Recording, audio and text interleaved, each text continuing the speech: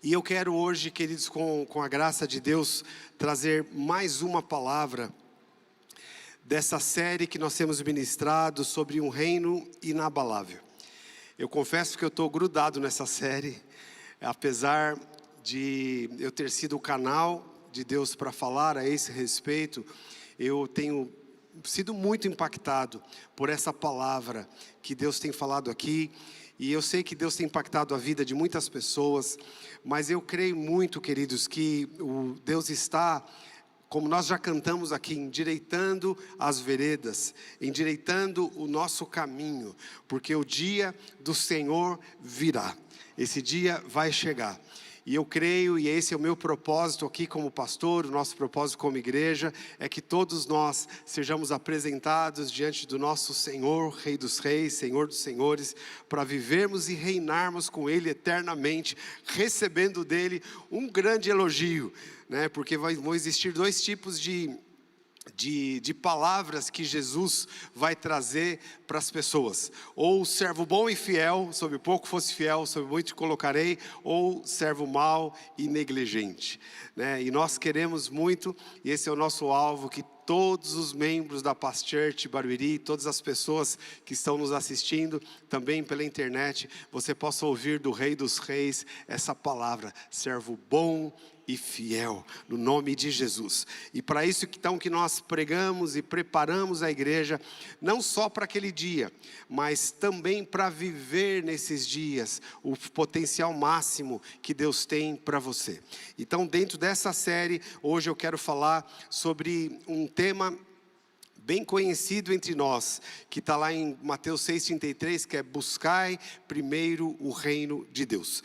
E nós vamos ler aqui um texto, que é um texto bem natalino, né? Usado muitas vezes, e tem músicas inclusive que cantam essa letra, que é Isaías capítulo 9, que é a profecia a respeito do nascimento de Jesus. Então te convido a ler comigo, você vai ter a oportunidade de ler na tela. Nós vamos ler alguns versículos aqui deste capítulo, que é um capítulo maravilhoso, um capítulo muito lindo, que diz assim: mas a terra que estava aflita não continuará, para a terra que estava aflita não continuará a escuridão.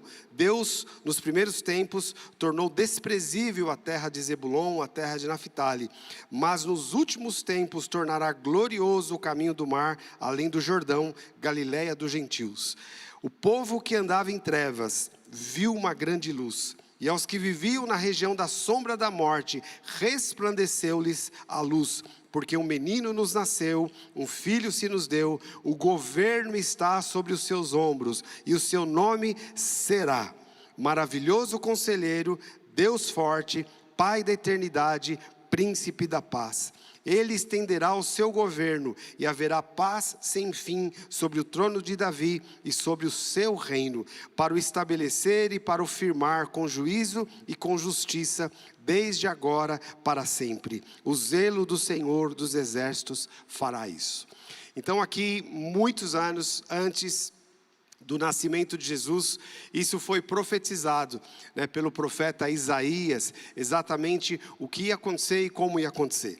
E aqui, queridos, nós vemos quando Jesus então foi introduzido no mundo através de uma profecia, a profecia de Isaías. Ele não veio como um líder religioso, ele foi introduzido como alguém que carrega um reino e implantaria um reino onde antes era o reino das trevas. Então nós vemos que a Bíblia de Gênesis e Apocalipse, o assunto é o reino de Deus. É a implantação de um reino. Às vezes é a luta e a guerra entre dois reinos. E aqui nós vemos então Jesus sendo apresentado, introduzido no mundo profeticamente. E o que se diz a respeito dele, que o governo está sobre os seus ombros. E o seu nome, o nome desse rei, as características deste rei, é que ele será Maravilhoso Conselheiro, Deus Forte, Pai da Eternidade e Príncipe da Paz. O ano que vem a gente vai ter a oportunidade de escolher quem vai governar o Brasil pelos próximos 4 anos, né? E a gente procura, dentro do possível, escolher um candidato que represente valores que são importantes para nós. Agora, nenhum candidato em nenhum lugar da terra, em nenhum tempo da terra, tem as características que o nosso rei tem. E essas características dele, ele é maravilhoso conselheiro, é Deus forte, Pai da eternidade e príncipe da paz. É ele que governa sobre as nossas vidas. Não é maravilhoso isso, irmãos? Essa é a segurança então que nós temos como cristãos, independente de como o mundo vai, independente de como a política vai, nós sabemos quem governa sobre as nossas vidas, e este é um governo eterno, um reino que jamais passará. Então Jesus, ao nascer, né, ele foi visto como uma criança, um bebê numa manjedoura, e manjedoura é um nome bem romântico para coxo, né? Para coxo, o lugar onde os gados comiam capim. É ali que Jesus nasceu. Então, apesar de ser um rei, ele veio numa forma muito humilde, porque fazia parte do plano de Deus que ele nascesse dessa forma, que ele viesse contra todos os prognósticos humanos. Ele veio como servo humilde, mas ele veio carregando um reino. E nós vemos então a repetição dessa profecia, né? A repetição dessa profecia se deu lá em Mateus capítulo 4, versículo 16, exatamente quando Jesus começou o ministério. Olha o que foi dito, o Mateus registrou, que diz assim: o povo que vivia em trevas viu uma grande luz, e aos que viviam na região da sombra da morte, resplandeceu-lhes a luz.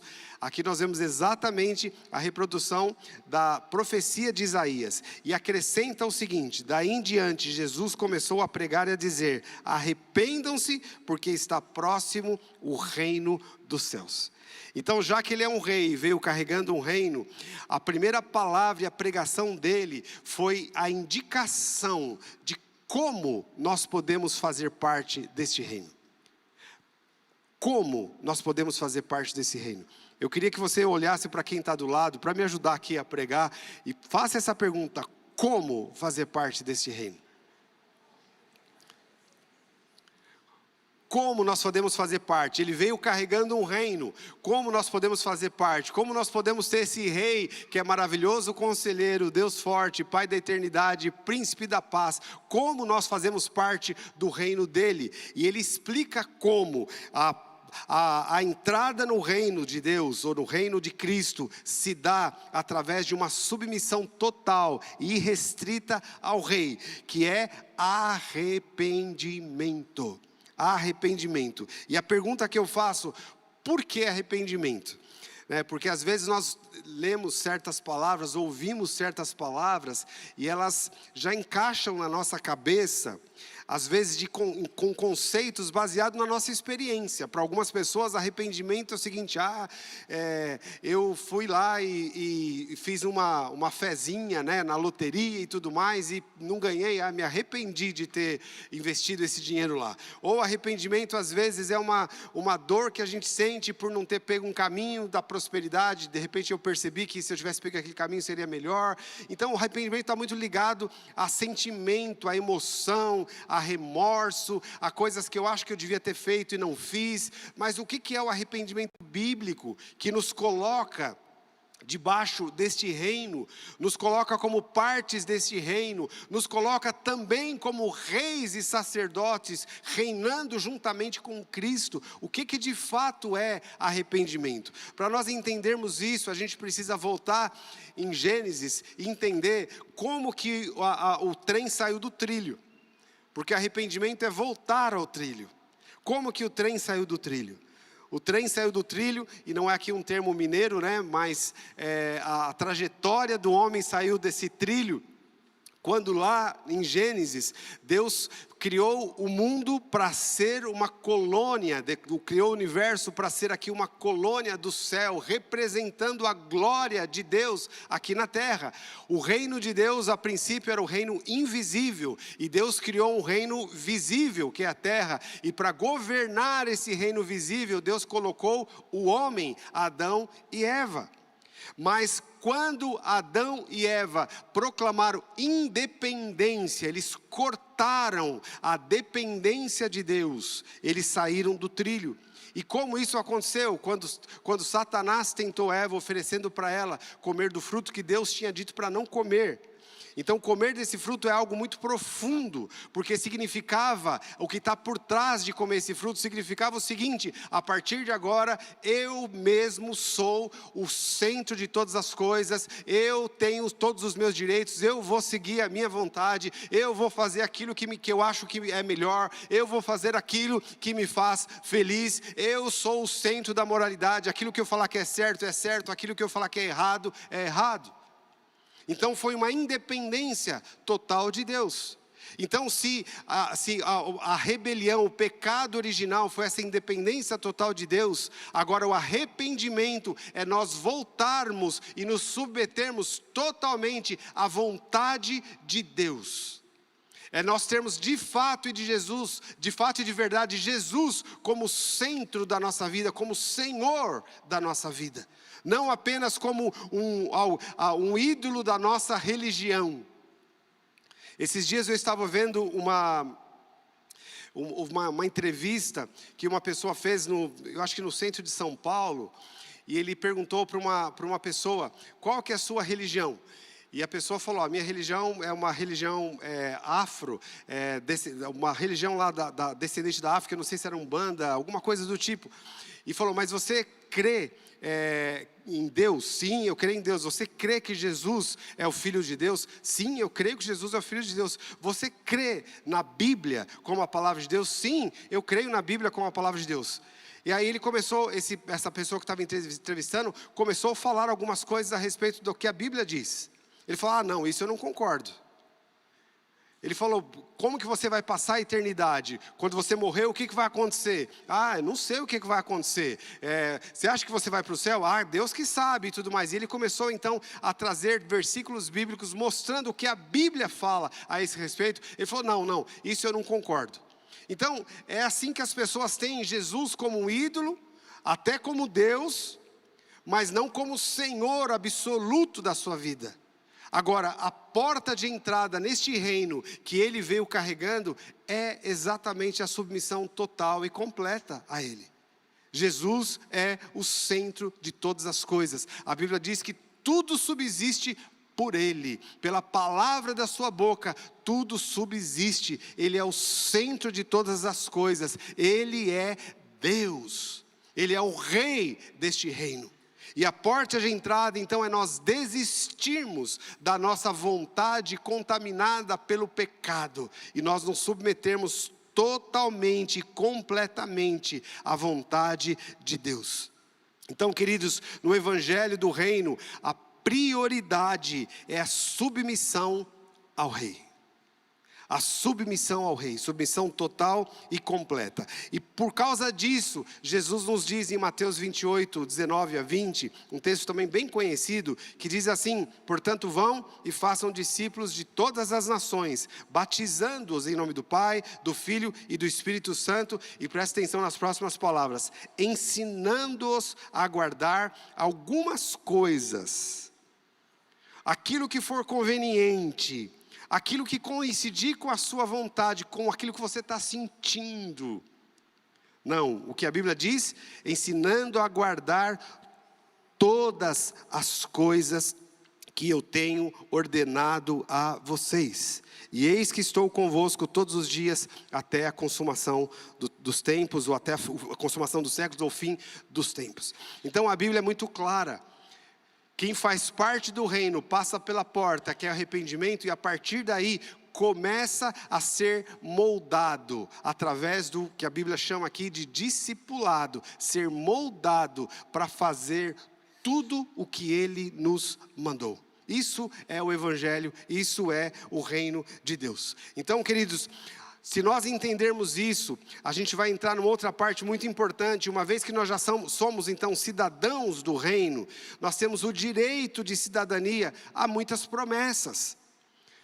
Muitas promessas. A Bíblia fala, existe uma expectativa de que tem mais de 8.000 promessas. Agora, para quem são as promessas da Bíblia? As promessas da Bíblia são para os cidadãos do reino. como cidadãos do reino, submissos a este rei, nós temos também direitos que Jesus conquistou para nós na cruz.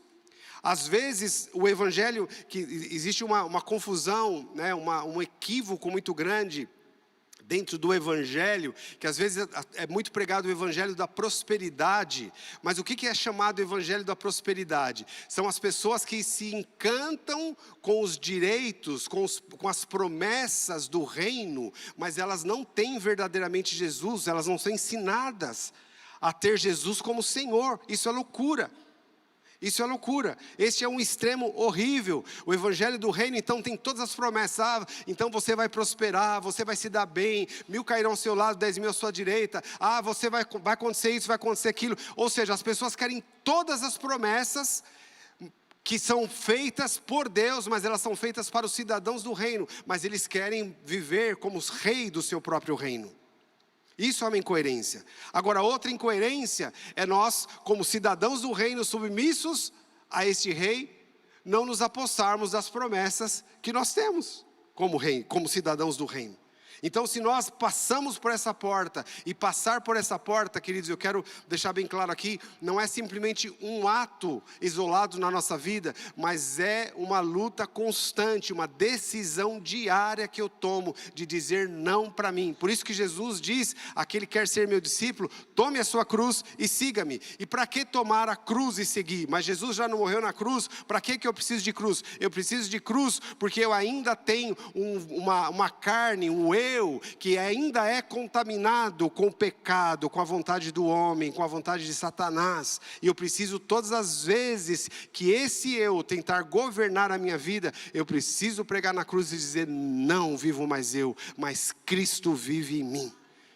Então isso é uma decisão diária. Se nós tomamos essa decisão diária, aí sim nós temos direito a todas as promessas como cidadãos do reino de Deus. Irmãos, isso não é maravilhoso?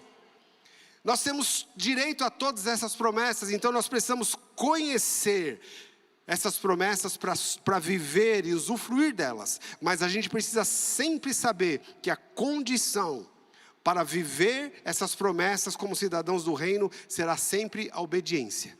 De Gênesis a Apocalipse, é assim que Deus diz. Eu vou dar um exemplo para vocês. Assim que o povo de Israel saiu do Egito, entrou no deserto, eles passaram por um processo de transformação, e a transformação da mente de escravo para uma mente agora de cidadãos de um reino, que era o reino de Deus.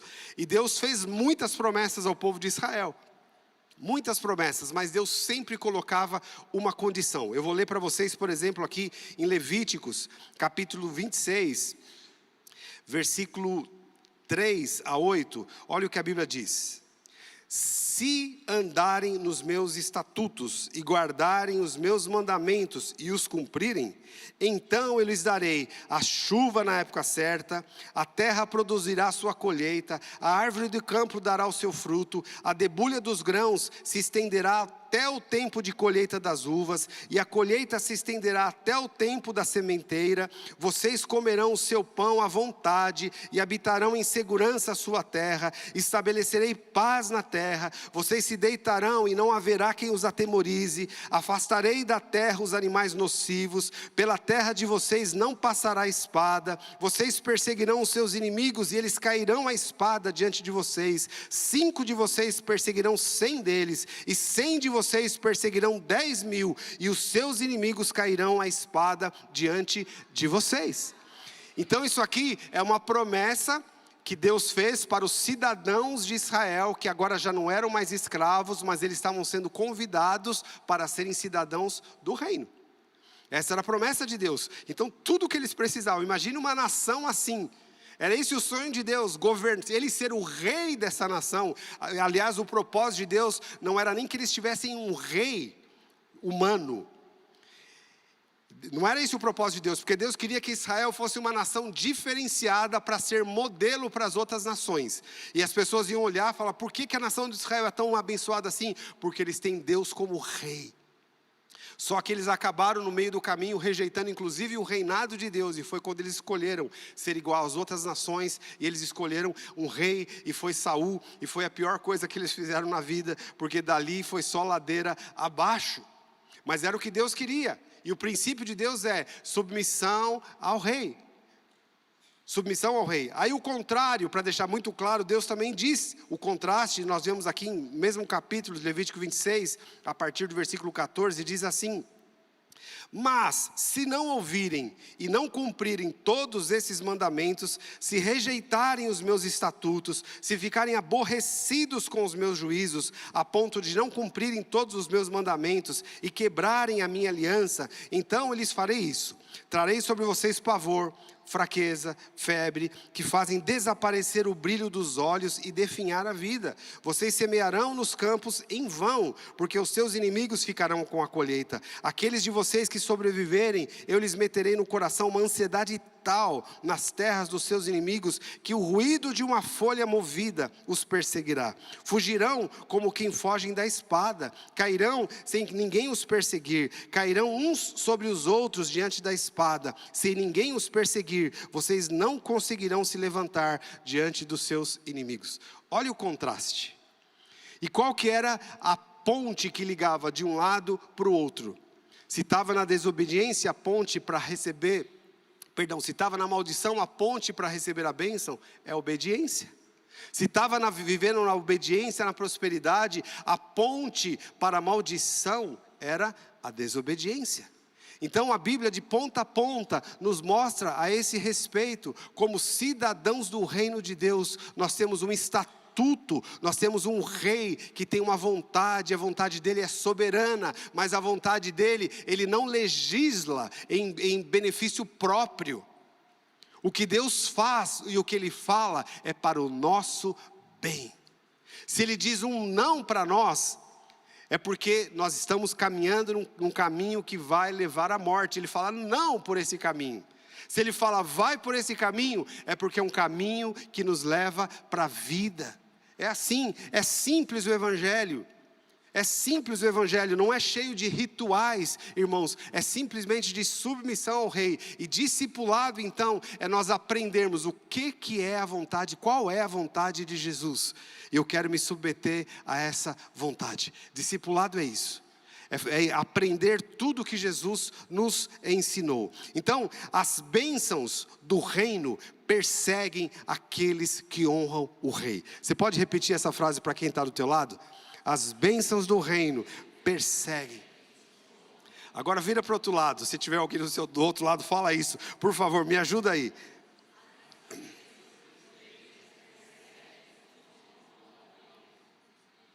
Por isso, queridos, que Jesus, por exemplo, ele nos diz em Mateus 6, 31 a 33, a gente vai entender então o cerne aqui dessa mensagem, Mateus 6, 31 a 33, Jesus ensinando, ele diz assim: portanto, não se preocupem dizendo, que comeremos, que beberemos, ou com que nos vestiremos, porque os gentios é que procuram essas coisas. O Pai de vocês que está nos céus sabe que vocês precisam de todas elas, mas busquem em primeiro lugar o reino de Deus e a sua justiça, e todas estas coisas lhes serão acrescentadas. Então Jesus faz uma diferenciação entre os cidadãos do reino e aqueles que não são cidadãos do reino. Quem não é cidadão do reino vai ter que viver preocupado e ansioso. O que comeremos, o que vestiremos, onde vamos morar. Essa é a vida de quem não é cidadão do reino. Mas a Bíblia está dizendo, quem é cidadão do reino não se preocupa com isso. Porque a única coisa que nós precisamos nos preocupar, ocupar o nosso coração, é o reino de Deus. É estabelecimento do reino de Deus, é buscar o reino de Deus. Deixa que Ele se preocupa com essas coisas sobre as nossas vidas. Agora, para deixar muito claro, o que é então buscar em primeiro lugar o reino de Deus? É um outro conceito também que quando fala buscar em primeiro lugar o reino de Deus, é uma peça que já entra na nossa cabeça e baseado no nosso conceito a gente cria, as nossas conclusões. Mas o que é buscar o reino de Deus em primeiro lugar? Algumas pessoas acham que buscar o reino de Deus em primeiro lugar é ter um ministério na igreja, é pregar, é algum rito religioso. Eu posso dizer para você que pode, não significa, não é porque eu sou pastor que significa que eu estou buscando primeiro o reino de Deus. Porque eu posso ser pastor, e graças a Deus, eu digo isso para vocês, pela graça de Deus, não é esse o meu caso, não é esse o caso de um dos pastores da Paz Church, mas pode ser que um pastor está nessa posição buscando o seu próprio reino. Tudo o que ele faz é pensar em engrandecer a si mesmo, é criar um nome para si, ter uma denominação onde o seu nome está lá no topo. Ele é pastor, ele está ensinando princípios, mas a motivação do coração dele não é engrandecimento do reino de Deus. Então, não precisamos, quando a gente fala buscar primeiro o reino de Deus, não liga isso a questões meramente, entre aspas, espirituais. Porque o que é buscar o reino de Deus? É usar tudo o que Deus me deu para glorificá-lo. Usar tudo o que Deus me deu para glorificá-lo. E tudo inclui a minha família, inclui o meu trabalho, inclui o meu tempo, inclui o dinheiro. Tudo o que eu tenho, eu preciso usar para glorificar a Deus. Eu preciso alinhar tudo isso para glorificar a Deus. Isso é buscar o reino de Deus em primeiro lugar. Isso é buscar. Então isso, só que tem um detalhe, isso não garante para a gente riqueza. Como algumas pessoas pensam, buscar primeiro o reino de Deus e tudo será acrescentado. Não, Jesus está dizendo todas estas coisas, a gente precisa saber o que são estas coisas. É o que diz nos versículos anteriores. Nós vamos ter onde morar, nós vamos ter o que comer e nós vamos ter como nos vestir. Ou seja, entre aspas, tá? Não me entenda mal, não é nenhuma heresia aqui. Mas é mais ou menos o seguinte, esse é o salário mínimo do cidadão do reino. O salário mínimo do cidadão do reino. Nós não vamos ter falta de nada. Mas o que Deus quer é nos prosperar muito além do mínimo. Para isso que existem as promessas. As promessas de Deus existem para isso. Então, por exemplo, a promessa de honrar ao Senhor. Honrar é colocar os interesses de Deus em primeiro lugar. Quando nós colocamos os interesses de Deus em primeiro lugar, custando o que custar, nós vamos receber bênção na nossa vida em todas as áreas. A Bíblia nos mostra isso, e eu quero mostrar isso para você aqui, eu vou dar um pulo aqui, Provérbios capítulo 3, versículo 9, olha o que a Bíblia diz, Provérbios 3, 9, é uma promessa, diz assim, honre o Senhor com os seus bens e com as primícias de toda a sua renda. A Bíblia está dizendo aqui, colocar o Senhor em primeiro lugar nas minhas finanças. Colocar o Senhor em primeiro lugar nas minhas finanças. A primícia para mim é colocar o Senhor em primeiro lugar. Todos os meses eu tenho a oportunidade de colocar o Senhor em primeiro lugar na minha vida financeira. Assim que eu recebo algum recurso. Eu tenho que pensar o que a Bíblia diz a respeito de finanças. Como que eu posso honrar ao Senhor com os meus recursos? A Bíblia inclusive fala, nós temos muitos textos que falam sobre o dízimo. E o dízimo exatamente, o dízimo não faz parte do pacote da redenção. E o que eu quero dizer com isso? O pacote da redenção é, se eu não entregar o dízimo eu não sou salvo. Não, não é isso. Não faz parte do pacote da redenção. Mas faz parte do pacote dos princípios de um cidadão do reino, que honra o Senhor e tem Ele como primeiro na sua vida. E aí a Bíblia diz, eu vou ler um outro texto aqui de 1 Samuel, capítulo 2, versículo 30, que é um exemplo de alguém que deixou de honrar o Senhor, e olha o que aconteceu com ele. 1 Samuel 2,30 diz assim, portanto o Senhor Deus, o Senhor, o Deus de Israel diz, na verdade eu prometi que a sua casa e a casa do seu pai andariam diante de mim para sempre. Mas agora o Senhor diz, longe de mim tal coisa, porque honrarei aqueles que me honram, porém desprezarei os que me desprezam. Essa foi uma palavra dura que o profeta Samuel trouxe para Eli. Eli era o sacerdote na época de Israel. O sacerdote é aquele que representava Deus diante do povo. E Deus esperava que ele fosse modelo e exemplo de um cidadão do reino. E o exemplo de um cidadão do reino é que coloca o Senhor em primeiro lugar. Mas no caso de Eli, não foi nem a questão financeira. Ele deixou de honrar o Senhor colocando os filhos dele em primeiro lugar. Olha que coisa séria. Nem a nossa família pode estar acima de Deus.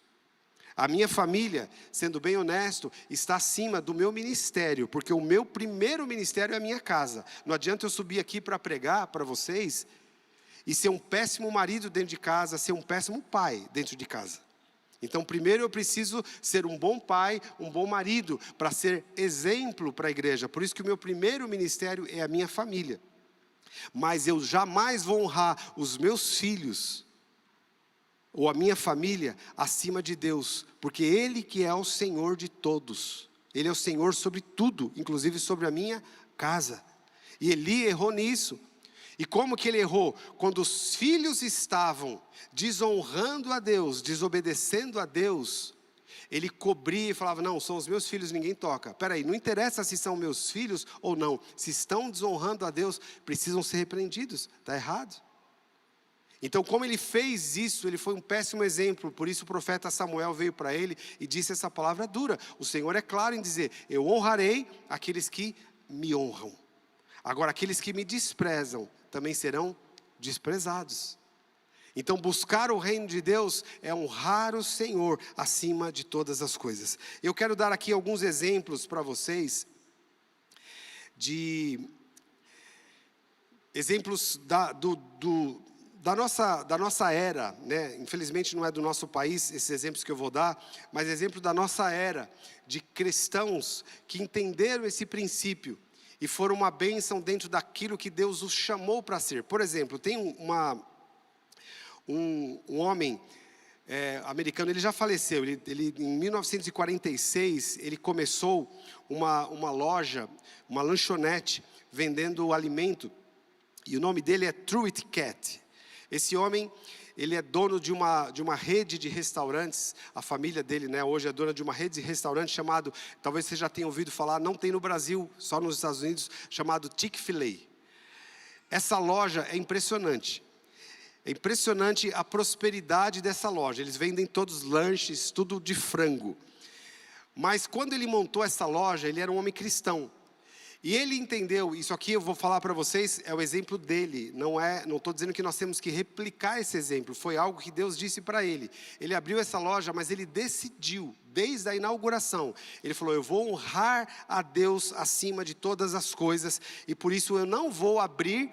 A minha loja não vai funcionar aos domingos, porque o domingo é o dia que as pessoas, a minha família e os meus funcionários, eu quero que eles estejam na igreja e eu quero que eles estejam honrando as suas próprias famílias, gastando tempo com as suas famílias. Então eu não vou abrir a minha loja de domingo. E todo mundo achou que era uma loucura, falou, isso é uma loucura. É uma loucura, como assim? Enquanto os concorrentes vão estar nadando de braçada aos domingos, vendendo muito, o cara vai tomar prejuízo e vai perder o negócio dele. E ele começou essa loja em 1946. E essa loja se espalhou pelos Estados Unidos inteiro. E o interessante é que a loja dele, que então abre 6 dias por semana, comparando com o McDonald's, que abre 7 dias por semana, a loja dele fatura o dobro do McDonald's, trabalhando 6 dias por semana. Mas o que está nisso? Não era uma troca que ele fez com Deus. Ele entendeu, tudo o que me vier à mão, eu quero fazer para glorificar a Deus e não para o lucro em si. Porque quando nós fazemos isso, quem prospera é Deus, não é a força do meu braço. E ele tem a missão do Chick-fil-A é glorificar a Deus sendo um administrador fiel de tudo o que nos é confiável e ter uma influência positiva sobre todos os que entrarem em contato com a Chick-fil-A. Essa era a missão deles, glorificar a Deus e abençoar as pessoas que entrarem em contato conosco. Quando um empresário abre um negócio, normalmente o empresário quer, a visão do mundo é o seguinte, eu quero ganhar lucro com as pessoas. Então, como que eu posso ganhar o máximo de lucro possível com as pessoas? Com os meus clientes. A visão dele não era, eu quero abençoar os meus clientes e eu quero glorificar a Deus. Isso é uma posição de um cidadão do reino que coloca o reino de Deus em primeiro lugar. Eu posso dizer e afirmar isso para vocês, queridos, isso são números inclusive, que os Estados Unidos é a nação que mais envia e sustenta missionários ao redor do mundo. É a nação mais poderosa do mundo. E é a nação que mais envia missionários. Isso já há muitos anos. O Brasil está em segundo lugar, mas em segundo lugar lá atrás. É quase que 1000 por 1, o segundo lugar. Mas eles enviam e eles sustentam o missionário. Tem um outro exemplo muito lindo de um homem chamado, o nome dele é o próprio nome da loja, da rede dele, que é J.C. Penney. Em 1920, ele já era o homem mais rico dos Estados Unidos. Em 1920, o homem mais rico dos Estados Unidos. Mas desde que ele abriu a loja, 90% da arrecadação do lucro dele, ele dava 10% para a obra de Deus, 30% para missões e 50% para a obra social. Como que um cara desse pode se tornar o homem mais rico, rasgando dinheiro desse jeito? Deus tinha um propósito na vida dele. E tudo isso que eu estou dizendo, queridos, não é no sentido de que, eu vou fazer isso e eu vou prosperar. Não, a visão não é essa.